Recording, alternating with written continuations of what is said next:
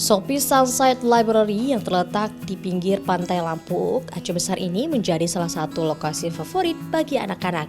Mereka bisa bermain pasir serta sejumlah permainan lainnya. Walau terlihat sederhana, kafe ini menawarkan sejumlah fasilitas bagi para pengunjung. Bagi mahasiswa, lokasi ini bisa menjadi tempat membahas pelajaran serta tempat diskusi yang menarik. Bagi yang sudah berkeluarga, para orang tua sambil melepas penat, mereka bisa membawa anak-anaknya untuk mengenalkan budaya membaca sejak dini. Ya, tempatnya unik. Selain ada kafenya, kemudian ada wisata pantainya juga, kemudian ada perpustakaan mini yang ada di dalam kafenya, dan itu tidak semua tempat ada tempat yang seperti ini. Menurut saya ini sangat menarik. Berbagai macam buku tersedia di perpustakaan mini ini dengan berbagai macam genre.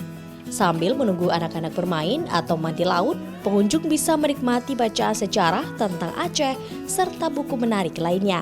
Kita menawarkan buku-bukunya yang mungkin agak tidak biasa ya, karena di tempat kami ini ada beberapa buku-buku langka dan unik khususnya tentang Aceh.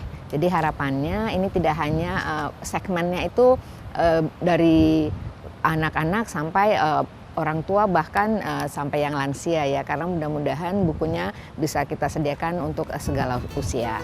Selain perpustakaan, kafe ini memberikan keleluasaan bagi pengunjung yang ingin camping. Mereka bisa mendirikan kemah di halaman depan kafe, akan tetapi hanya untuk mereka yang sudah berkeluarga.